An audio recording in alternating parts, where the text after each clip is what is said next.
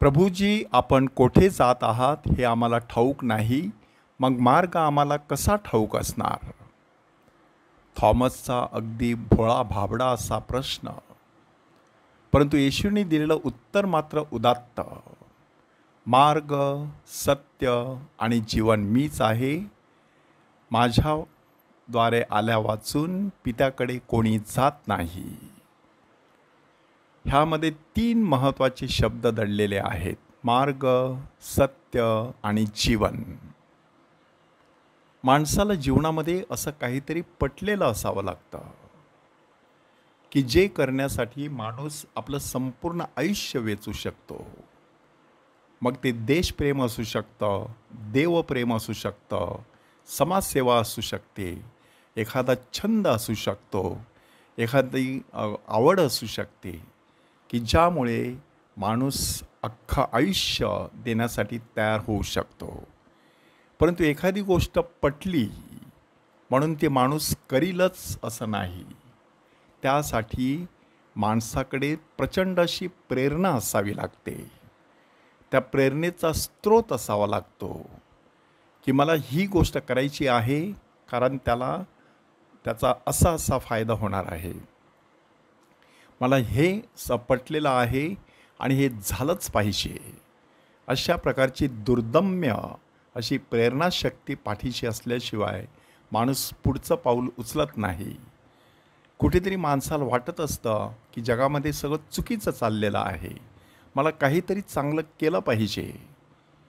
हे बऱ्याच लोकांना वाटतं, पण सर्वच लोक त्यासाठी पाऊल उचलत नाहीत. कारण त्यासाठी एक प्रचंड अशी प्रेरणा लागते. फक्त असं काहीतरी करायचं म्हणजे सत्य.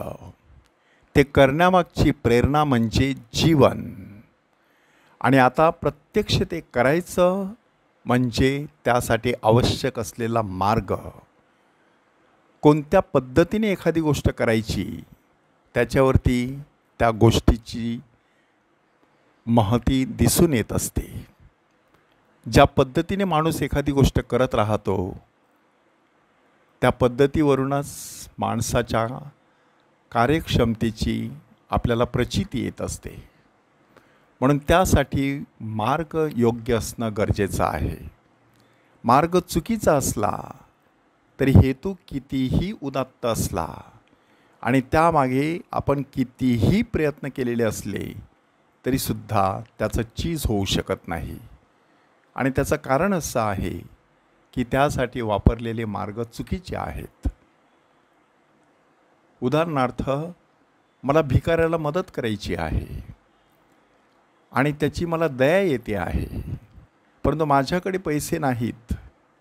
मग मी चोरी करतो आणि मग त्या भिकाऱ्याला मदत करतो. विचार चांगला आहे, हेतू उदात्त आहे, परंतु मार्ग मात्र चुकीचा आहे.